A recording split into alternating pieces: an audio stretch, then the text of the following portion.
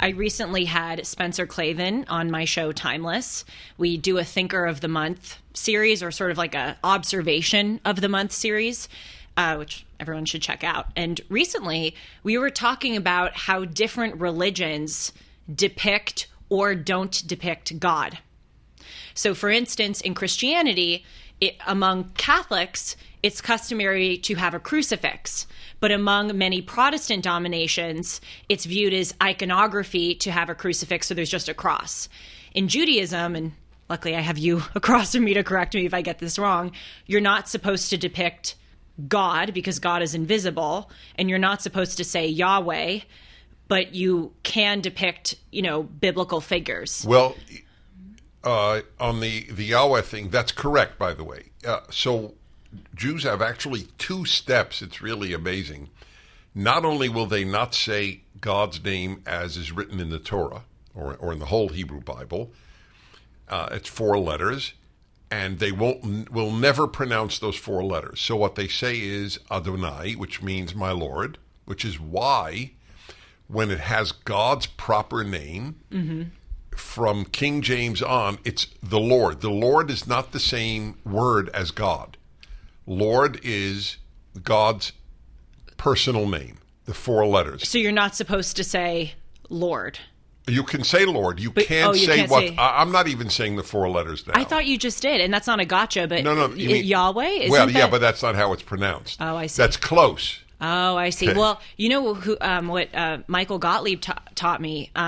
He taught me that Hashem is my God or the God? No, the name. The name, that's what it is. So that's what I was saying. That's the second degree. So if you're not praying or reading the Bible, you don't even say the substitute Lord. You just say the name. So it's 2 degrees separation from the actual name. So can they hear him? I hope they hear him so that people will appreciate what I have to endure. What about me? On a daily basis. I've endured it for decades. You've endured it for a year. Well, I voluntarily endure it on How long is Timeless going on? It's been a year and 2 months. A year and 2 months? It flies. It really flies, yeah. Don't tell me about time flying. Yeah. But back to Arabic. So there's that, crucifix issue, if you will, in Christianity. There's the don't depict a God or don't say God's name in Judaism. And in Islam, you are not supposed to have any depictions of God or the Prophet Muhammad. Or even Muhammad, or any other figures in the Quran. But this is the point about Arabic. And you're also not supposed to have music in mosques, which differs from Christianity and to an extent differs from Judaism. That. Yes, you're not supposed to have music. Double check me on that, Sean, but I'm nearly certain that's correct. But you know what? The Arabic calligraphy is sort of the art. And if you look at mosques, for instance, if you look at the Dome of the Rock in Jerusalem, there's beautiful Arabic calligraphy, circumambulating the structure, and that is the substitute for art. That's supposed to artistically glorify God. So what raised this issue? Well, that's a great question. What did raise this issue? It's fascinating. You were saying Hebrew or Arabic or something. No. You were talking about Mario Pi and Arabic not having vowels, like Hebrew. Yeah. Well, we got off on a tangent, but I just wanted to bring this subject up of the different ways that God is depicted, because I had a discussion with the Shabbat dinner crew about this a few days ago, and truthfully, I never saw it as a big deal to depict God. Like, I don't mean to disparage those who do view it as a big deal, but I didn't quite understand their reasoning. But I actually think the Shabbat dinner crew kind of convinced me that when you depict God, you're limiting. What they said is you're limiting him. That's right. But then again, I know as a well, let's say there were no ban on depicting God in let's say Judaism. What would you draw? See, with Jesus, you can imagine a human figure. Jesus came as a human. Right. So but no Christian. Well, I guess Michelangelo in the Sistine Chapel with reaching out to Adam, but nobody assumes God is this human with a beard. I mean people might imitate, right, but nobody seriously imagines that. How would you depict the invisible God? Let us say there were no ban. It's not depictable. It's like, how would you draw a black hole? I guess it's the best analogy I could give. You have a black canvas? Okay, that would be God then. I know it's very powerful for me to walk into a Catholic church and see the crucifix, because it immediately orients me with what the central issue is and the central sacrifice and redemption. So visually, that's very helpful for me. But as you say, you're right that depicting Christ, who was a human being, is different than depicting God. So, another thing they said at Shabbat dinner was the reason why you don't say the full name of God. We're saying Yahweh, but as you say, right, it's not the exact thing, is that the name, God is so powerful and so deserving of reverence that you shouldn't use his name superfluously.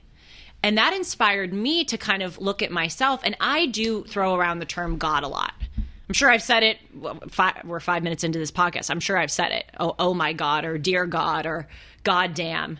And I don't view that as disrespecting God. And as you say, one of the commandments, which says, do not take the Lord's name in vain. What they mean is not literally the word. They mean don't carry. Yes, carry the name of God and say you are acting on behalf of God if you are not truly acting on behalf of him. But I think there is something to be said that we do very loosely throw around the term God just in our everyday lives with, oh my God, God damn.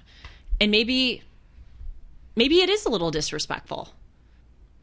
Do you want the answer on Islam and music? Okay, so Sean just looked up Islam and music. It's a very complex and controversial The matter. complex and controversial matter. Many Muslims believe that the Quran and the Sunnah prohibit music, and other Muslims disagree and believe some forms of music are permitted. Okay, so it's a dispute within the Muslim world. Fine. But it's true. I don't have any association of a mosque with music. There is obviously Arabic music. Well, the call to Muslims. prayer is musical. That's right. It is. So what were you just saying prior to that? That when that we use God's name too often. Well, first of all, God isn't God's name. So I always try to explain that to people who say, well, Dennis, when you say, oh my God, to That's a true. caller, you're using God's name in vain. But God's name isn't God. God has a name. So if people did use what people say, let's say Jehovah, that's God's name. It's not the exact way it is in the Torah. For those terribly curious, it's a Y instead of a J. That's how you would. But I, as a believing Jew, I don't say that name. But Jehovah is very close. So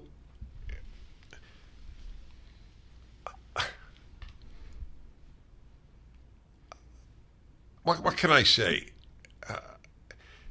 I'm a very big believer in gradations of sin. Oh, definitely. And I know you are. I don't view yes. it as a sin. Yeah, well, some do. I know they do. There are. I disagree with them. Since my beginning of my radio career, I've been getting mail. First mail, now email, of, Dennis, you're such a God-centered religious man. How can you say, oh my God, like that? And first of all, I had never been told that in Jewish religious life. Nobody ever raised the issue, and I realize Christians are much more sensitive to that issue. I respect that, but I do want to make clear, God isn't God's name. So if you say, as I would, somebody calls me up and they say, Dennis, let's say we're talking about the loss of a child, because I talk about painful issues on the Happiness Hour, ironically. Right. And they will say, well, I lost my daughter in a car crash 2 years ago.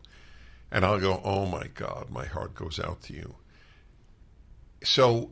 it's ridiculous to pick on well, that. But they would. I know they would. Yes. I disagree. I think the reason why I'm raising this point is that One of the things I really have come to admire about Judaism through my exposure to Shabbat dinners and all of that, is that with the Sabbath, there's a ritual every week where time is sanctified, and you orient your behavior around God. You're not supposed to you drive, but you're not supposed to work. You're not supposed to use a lot of technology. And I want to make clear, I drive to Shabbat events. Right. Synagogue and Shabbat meal. Right. And you use your phone to pull up something if you want to show us. But you really it's always related. It's always to related. A Shabbat yes. issue, right? But I appreciate that, because I think it's important to have not an excess of rituals, but some rituals or things that you abide by in the week which remind you of God's presence and your obligations to him. And I at least have not experienced a big counterpart with that in Christianity. Now, rituals can go way too far, but the reason I bring up this God issue is that it's just something that I'm trying to consider in my daily life, maybe not using the term God as superfluously as I do in order to give God the appropriate reverence he deserves. I think it's beautiful.